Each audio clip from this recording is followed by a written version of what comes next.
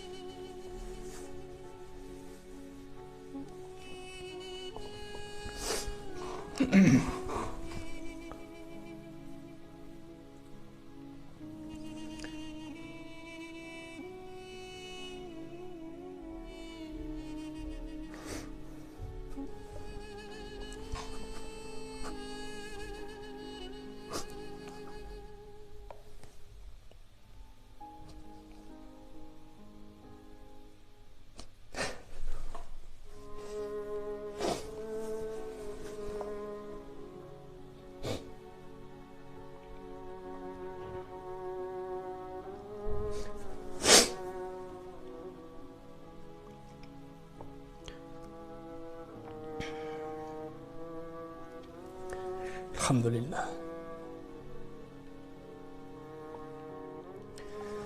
Xullas talaba ilmlik birodarlar oson emas.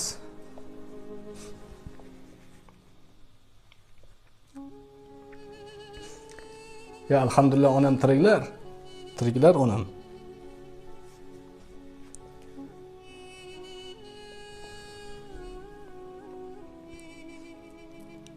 Shuning uchun ba'zida biroz qattiqroq gapirib o'ramiz, ya'ni buni achchig'ini ko'rganmiz.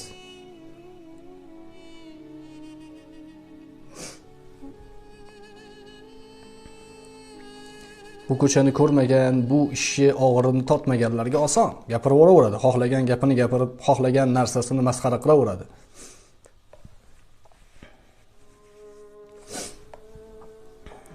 Ya'ni o'sha qiyin vaziyatlarni domla Hindistoniy gapirib bersalar, meni hayolimdan o'tardi-da. Hazrat rahimahulloh Odilxon Eshon hazratlarini Alloh rahmat qilsin.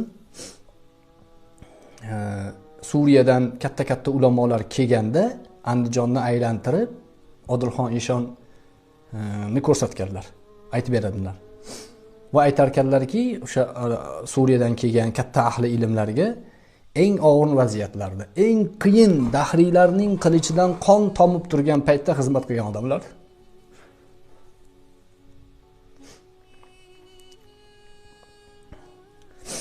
Odilxon Eshon ya'ni SSR paytida ta'qibdagi odam bo'lgan.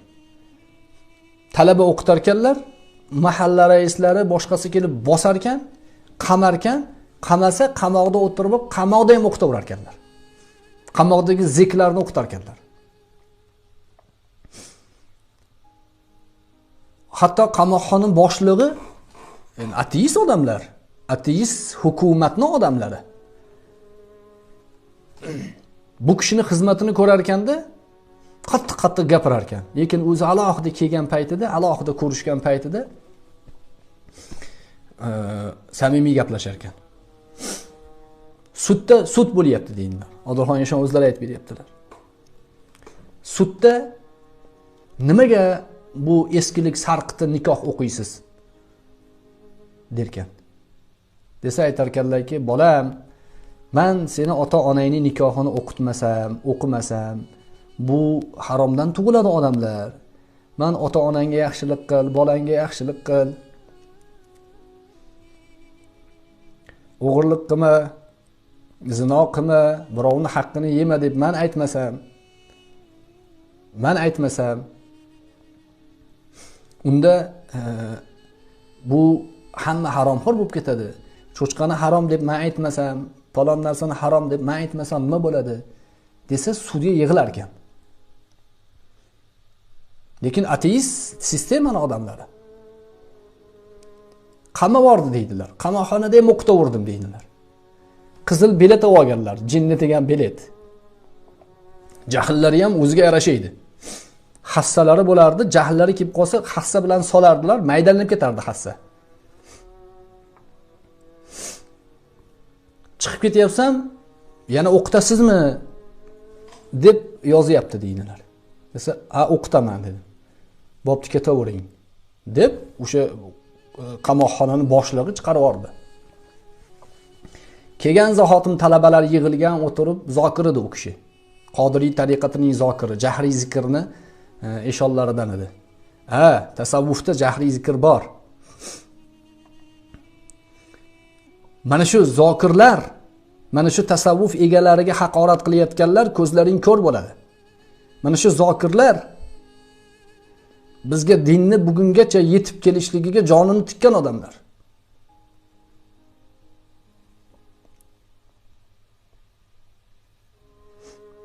Nonni nanna deb yurgansanlar o'shanda. Tasavvufga tosh otayotganlar. Yoki ona qonida ham bo'lmagansanlar. Ular jonini tikib, jahriy zikrini qilib, tasavvufni da'vo qilib, dinni o'rgatib bizga yetkazib kelgan odamlar.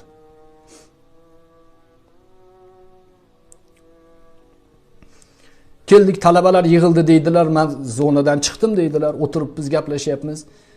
Bir payt deydilar, bir odam kirib keldi, boshida do'ppi, hokisor bo'lib deydilar. Kelib davraga o'tirdi. Qur'on tilovatlar bo'lyapti, duolar bo'lyapti.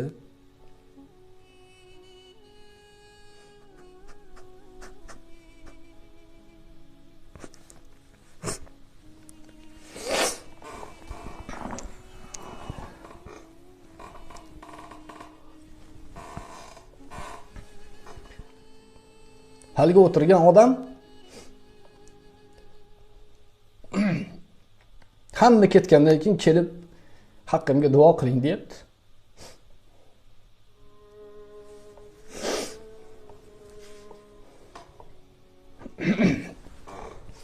Qarasam qamoqxonaning boshlig'i deydilar.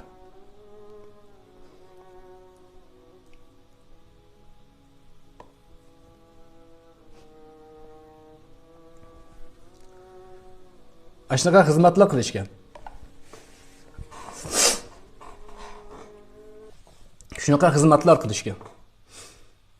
O'zbekistondan haydashsa, qochib Tojikistonga borardilar. Tojikistonda domla Hindistonning shogirdlari, muxlislari, yaqinlari joy berar ekan bu kishiga. O'tda ham odamlarni to'plab olib, ta'lim, din, shariat deyurar ekanlar. O'sha sofi, o'sha tasavvufni vakillaridan Tojikistonda qidiruvga tushib qoptilar keyin. Tojikiston ham SSRga aloqador. O'tdan qochdik deydilar. O'zlari qochib kelyaptilar. Samolyotga 5 ta 10 ta bolani chiqarib olganlar. O'zlari bilan birga talabalar. Samolyot O'zbekistonga tushgan. O'zbekistonga kira olmaydilar. Aeroportda bir chekkada biz bolamiz deydi. O'sha bolalarning ichida Abduhakim qorakalar bor. Bor hozir mana shu Abduhakim qorakamiz. Alloh umrini uzoq qilsin. Hazratga juda katta xizmat qilganlar. Yo'llarida xuddi akalar, ukalaridek xizmat qilganlar. O'sha Tojikistondan bu yoqqa kelib qolishdi, Odilxon Eshon olib kelganlar. O'zlari qochuvdalar, O'zbekistonda qidiruvdalar, talabalarni qo'yib yormaydilar. Yo'q, quqsa ham o'qitaverganman deydilar, qochsam ham o'qitaverganman, qamalsam ham, chiqsam ham o'qitaverganman deydilar. Shularni gapirish insofdanmi, birodarlar? Insofdanmi? O'ylab ko'ring. Mehmondorchilikka borib, dasturxonida o'tirib, ovqatini yeb, yuziga tupurib ketgan bilan bir xil bu.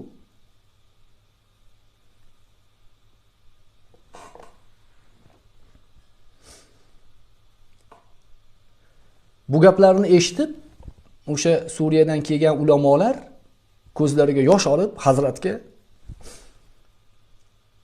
hayron bo'lishgan ekan. Biz SSR tamom bo'ldi. SSR hammasi kofiriston bo'lib ketdi. Islom qolmadi.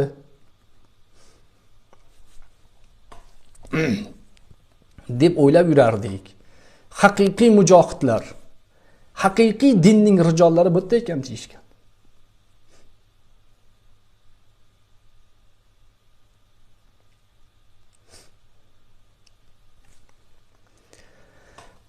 Vafot etgan kunlari menimcha yo seshanba edi, yo chorshanba edi, darsda o'tirgan edik. Menimcha seshanba edi, vallohu a'lam, adashmayotgan bo'lsam.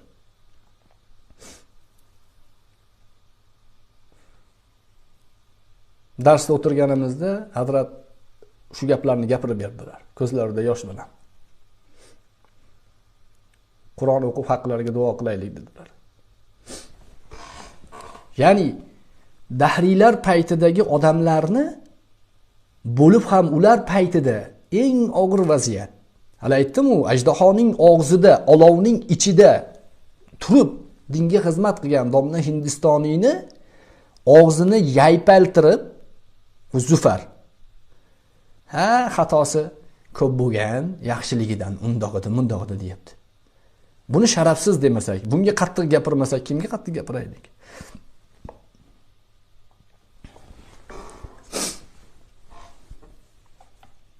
Alloh alayhi vasallam quyida hadis sharifda shunday deb marhamat qiladilar. Bu hadis Imom Muslimdan keltirilgan. Man salaka tariqan yaltamisu fihi ilman sahhalallohu lahu bihi tariqan ilal jannati. Diqqat qiling. Kim ilm talabida bir yo'lga qadam bossa, kim ilm talabida bir qadam ko'chaga chiqsa, Alloh taolo jannat yo'lini unga oson qilib qo'yadi. Siz kitobingizni ko'tarib haftada bir kun, 2 kun darsingiz bor, chiqyapsizmi? Chiqyapsizmi? 5 yil chiqdingiz, 10 yil chiqdingiz. Shu ilm yo'lida yurgan davringizda o'tib kelsangiz, inshaalloh olimlar zumrasida tirilasiz qiyomatda. Chunki qarang, bu hadis ko'p takrorlanadi. Vallohi allazi la ilaha illahu, kitob ko'tarib yurgan ukalar, bu mubolag'a emas. Mana shu kitobingizni ko'tarib ustozingizni uyiga qarab ketayotgan paytingizda yoki madrasaga qarab kelayotgan paytingizda har bitta bosgan qadamingiz sizni jannatga yaqinlashtirayotgan qadamlar. Bu mubolag'a emas. Chunki ilm talabida yurgan odam Allohni taniydi. Halol haromning farqiga boradi. Haq bilan botilni ajratadi. Allohni rozi qiladigan narsalarni biladi. Nimani qilsa Alloh norozi bo'lishini biladi. Bu odam jannat yo'lida yuribdi. Shuning uchun bolangiz kitobini ko'tarib Qur'on yodlagan chiqib ketyaptimi? Ilm o'rgangani ketyaptimi? Jannatning qadamini bosib ketyapti otalar. Quvoninglar. Quvoninglar. Chunki siz o'lib ketganingizdan keyin shu bolangizdan sizga ajr borib turadi inshaalloh.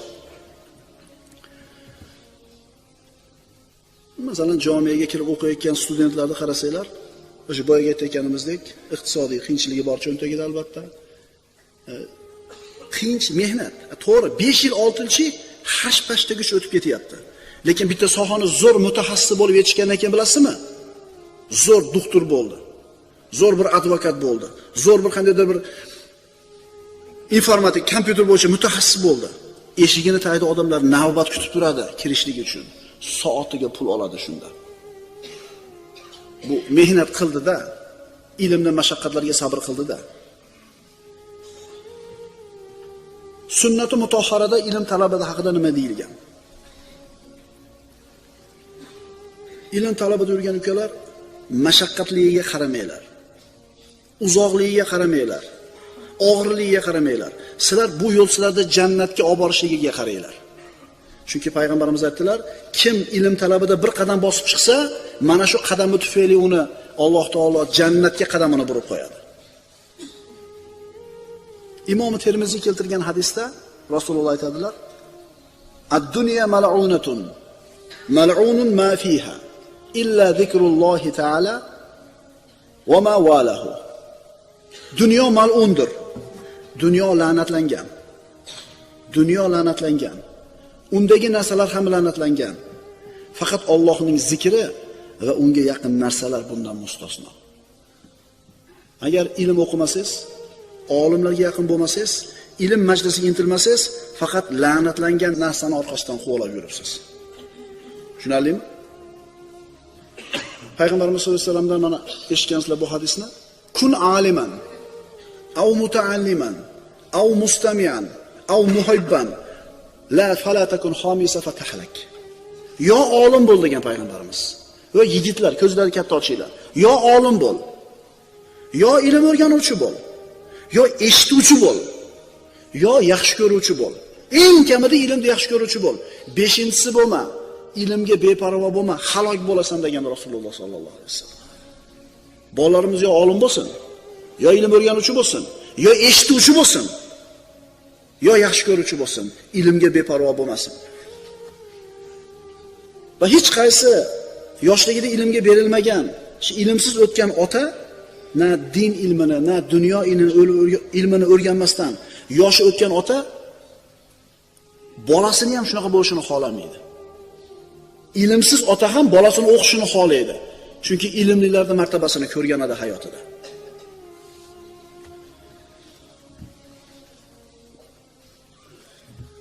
Keyingi hadis Imom Termiziydan Anas ibn Malik roziyallohu anhu dan rivoyat qilinadi.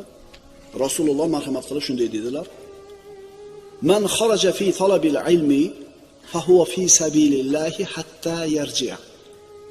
Ajib hadis. Kim ilm talabida chiqsa, bas to qaytib kelgunicha Allohning yo'lida bo'ladi. Hadis qarang, sahih hadis Imom Termiziydan. Kim ilm talabida ko'chaga chiqsa, to qaytib kelgunicha Allohning yo'lida bo'ladi. Bu Rasululloh aytayapti sallallohu alayhi vasallam. Endi umuman ilm yo'lida yurgan odam bo'lsa-chi, demak doim Alloh yo'lida yuribdi. Bilasizlar, masalan, biror bir firmani, biror bir tashkilotni ishi bilan biror safarga chiqib yo'lda musibat chekib, bir oyog'i sinsa yoki bir nogiron bo'lib qolsa, shu firma bu odam o'lguchi oylik bilan ta'minlash kerak. Xizmat burchini ado qilayotgan paytda deyiladi. Demak, Allohni yo'lida yurgan paytingizda ilm o'rganib, ilm yo'lida yurgan paytingizga bir musibat yetadigan bo'lsa, Alloh taoloning zimmasida bo'ladi. Muhim nuqta, dunyoda boshlagan tijoriy yoki boshqa bir dunyoviy ishingizni oxirigacha yetkiza olmasangiz, sizga hech kim mukofot bermaydi. Masalan, bitta zavodni qurishni boshladingiz, yeta olmasdan o'lib qoldingiz yoki yetkiza olmadingiz oxirigacha, sizga hech qanday xizmat haqqi to'lanmaydi. To'g'rimi? To'ppa-to'g'ri. Ammo ilm talabida yursiz, garchi bu ilmni oxirigacha yetkiza olmasangiz ham, garchi olim bo'la olmasangiz ham, shu ilm o'qib yurib o'lib ketsangiz, Alloh sizni ilmni maqomiga yetkazdi deganlar qatorida tiltiradi qiyomat kunida. Shuning uchun bir haftada bir marta Qur'onni ko'tarib, masjidga kelib, domladan Qur'ondan ta'lim olib qo'yishlik qo'limizdan kelmaydimi? Ammo doim bo'lsin, bir marta emas. Ilm yo'lida yurgan bo'lasizmi siz ham? Qorilar qatorida tirilasiz, olimlar qatorida tirilasiz, agar ilm yo'lida yurgan bo'lsangiz. Payg'ambarimiz aytadilar: "Fazlul alimi alal abidi ka fazli ala adnakum." Bu hadis Imom Termiziydan Abu Umoma roziyallohu anhudan. Olimning obiddan afzalligi xuddi mening sizning eng kichigingizdan afzalligimga o'xshaydi. Qaytaraman. Olimning obiddan afzalligi, olim odamning ilmsiz odamdan afzalligi xuddi mening, deyapti Rasululloh, va sizning eng kichigingizdan afzalligimga o'xshaydi. Payg'ambarimizning eng kichkina sahobasi bilan Rasulullohning o'rtasida qancha katta bir farq bor. Olim odam bilan obid odam o'rtasida shunday farq bor dedi. Alloh maqtayapti ilmli odamni. Payg'ambar maqtayapti ilmli odamni. Farzandlarimiz ilmli bo'lishiga undaylik, birodarlar.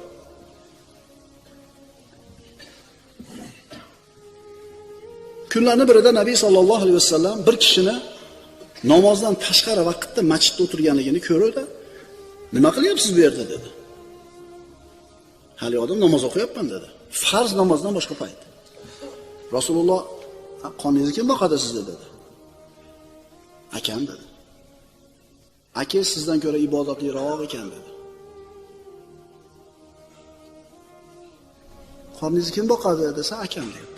Aka sizdan ko'ra ibodatliroq ekan deyapti.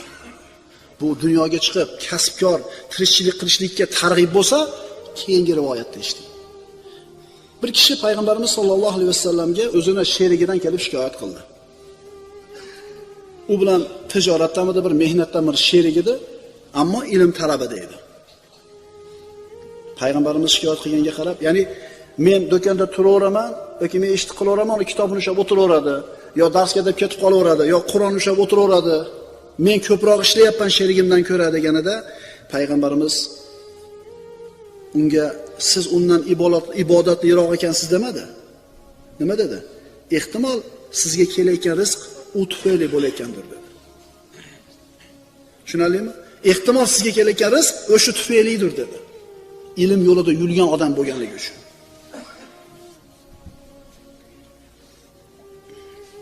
Nima uchun obiddan olim martabasi ulug'? Chunki obid faqat ibodat qiladigan ilmsiz odam o'zi uchun ibodat qiladi. Jay namozni teshib olsa ham namoz o'qib, faqat o'zi uchun qiladi.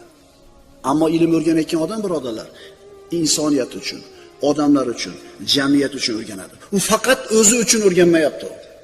Odamlar uchun o'rganyapti. Shuning uchun uning martabasi ulug' bo'ladi.